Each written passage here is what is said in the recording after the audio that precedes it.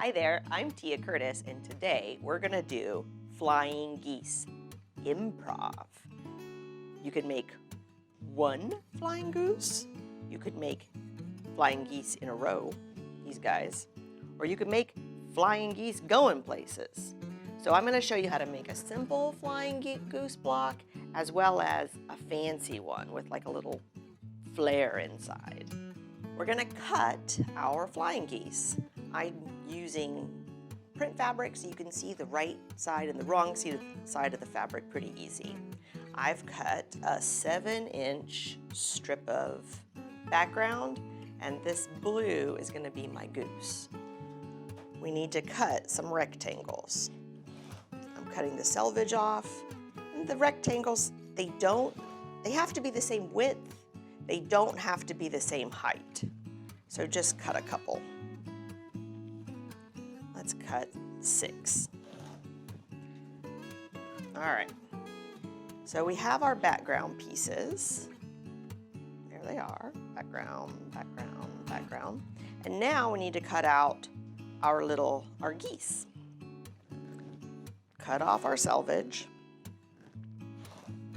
And you can use your ruler if you want to. Sometimes I don't. And now we're going to cut these primary fabrics into triangles, all right? This is the goose. And these triangles, they can be pretty wonky. Isn't that cute? Get your background fabric. Lay your triangle on top of it, like that. Pretty simple. You know what? I'm gonna make this shorter. All right, so here we go.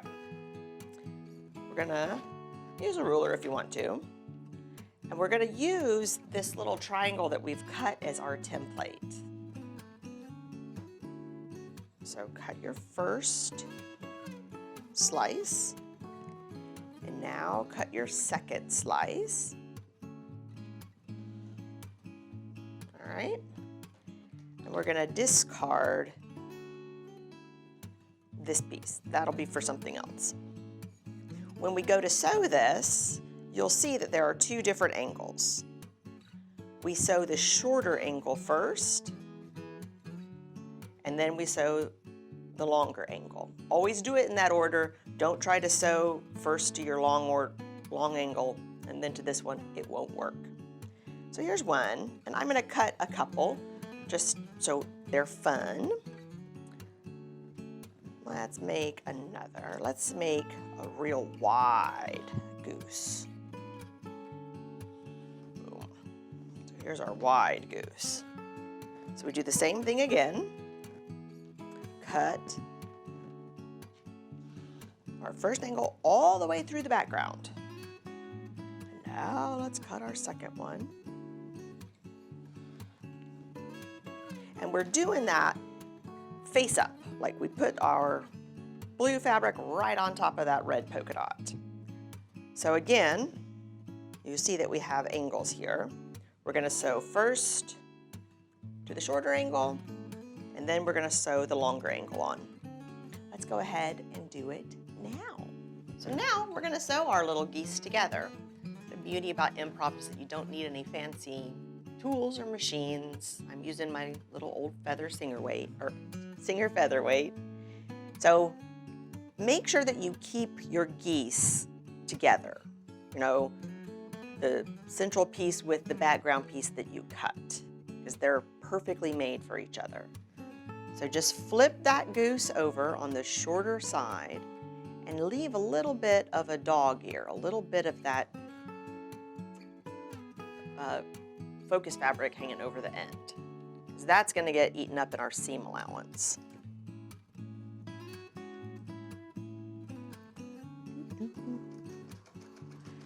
Use a 1/4-inch seam. Okay, so I've sewn my first one, got the other side. Now I'm going to sew the second one. I like to chain piece them. I make a whole bunch at once. Now, do our next one.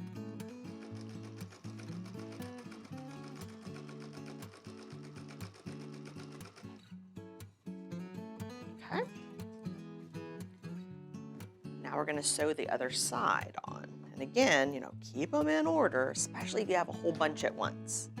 So let's finger press that seam, and I'm pressing away from my goose. Do the same thing with this wide one. And you'll notice that it's not perfect. There's overhang. That's fine. We're going to trim that up. So again, lay your background piece on, and you're going to have a little dog ear on top. That's important.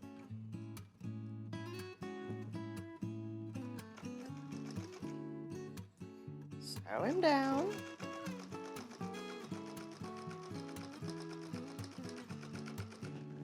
Now let's do our other one. Again, make sure you got your little dog ear, about 1/4 of an inch. Little triangle hanging up there.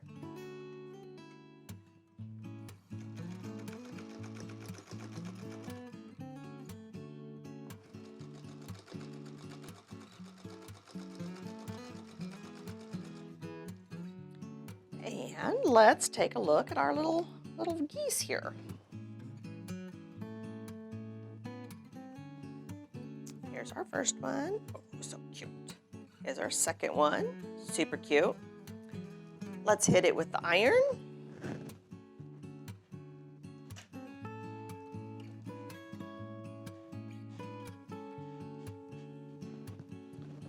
There's one. I didn't do a good job finger pressing that one. Here's two.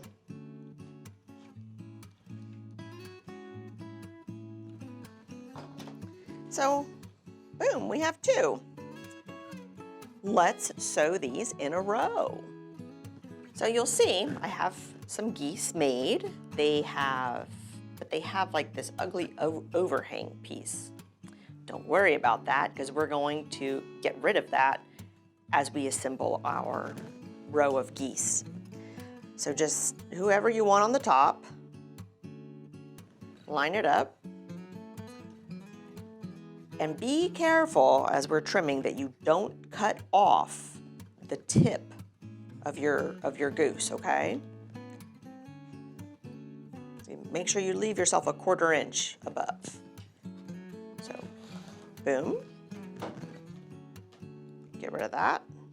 So this and this is going to get sewn together. Now we have our next one.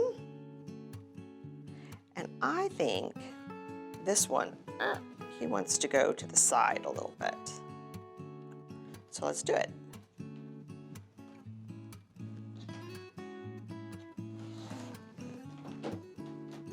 All right, that's number 3. And here comes number 4.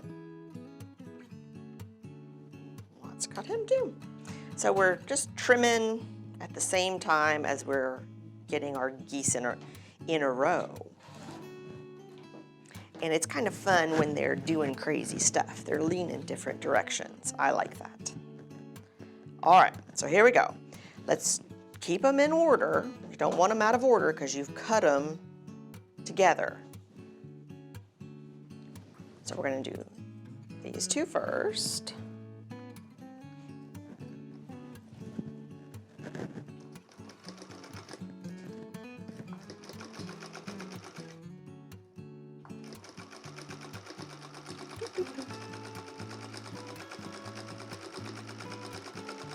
Now let's do these two.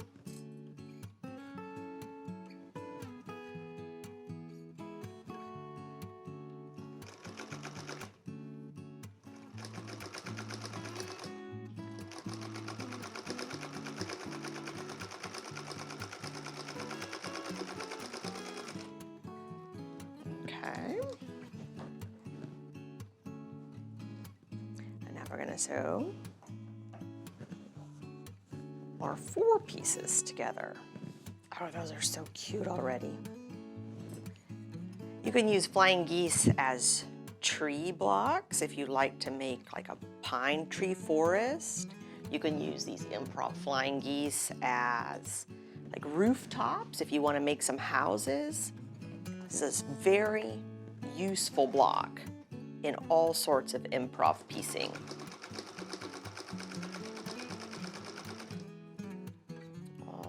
almost done with this.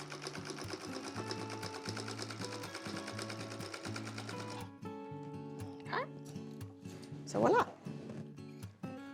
How cute is that? And it's kind of crazy, but after we press it, I'll just trim up the sides when I'm ready to assemble this into whatever it wants to be. I'm going to show you how to do a fancy flying goose next. So maybe you've made a couple flying geese now, but you want to make one a little more exciting. You want to dive into improv and have even more fun. This is how you do it. We're going to make a fancy flying goose. So this is one of the pieces I cut off of a previous one. Let's cut a triangle out of this. And I'm going to use this, and I'm going to kind of log cabin on two sides. That means I'm going to add a little border on to this triangle. So, you know, you'd think, ooh, I'll start here, but it might not be the right angle. So give yourself, you know, give yourself permission to use up some fabric. So we're going to sew this side on, and then I'm going to do the same thing on the other side.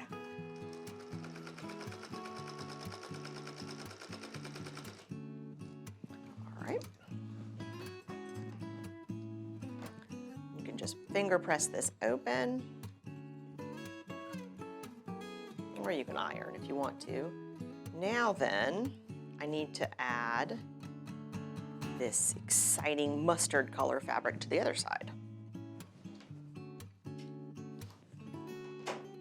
And I will trim up after I have it sewn down.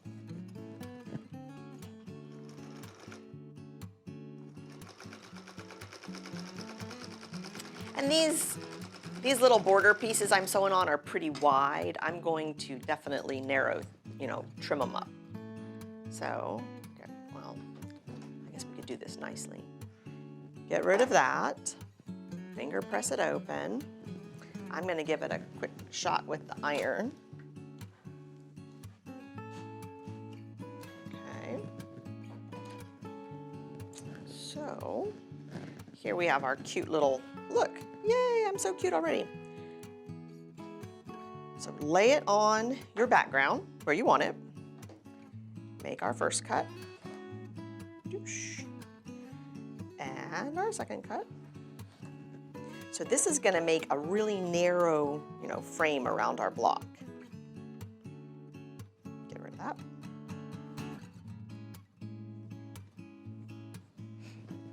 It's fun to dress up your geese.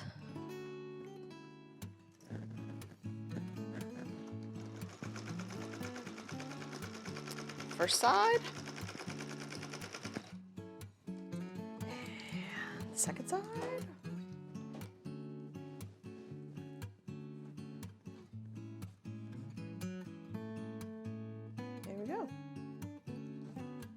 Experiment with colors.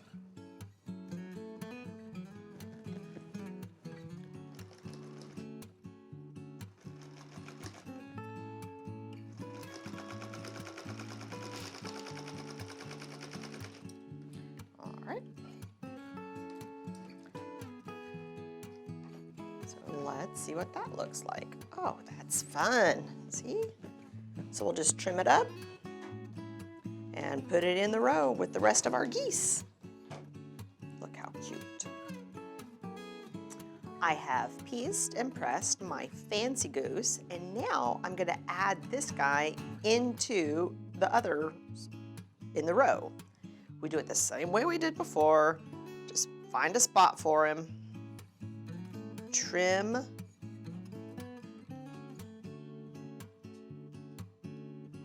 trim it so they'll match up nicely, and sew it. Now after we get this sewed, I'll show you what to do next, of course.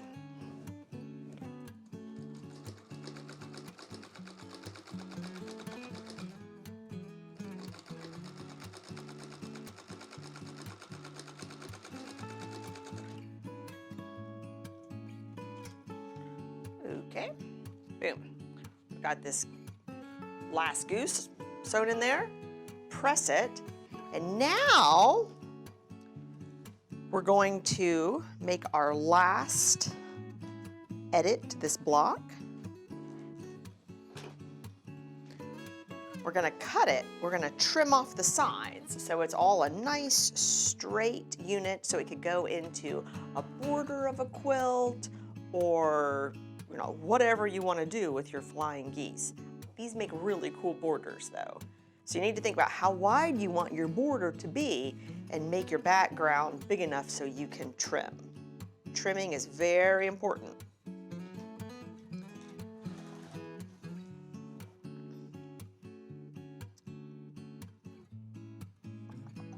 So now we have a unit that is like 6.5 inches wide, so that'll make a really good border for a quilt. So if you make a whole bunch of these, keep on going, you can go all around a quilt and it'll add a lot of interest to your next improv project.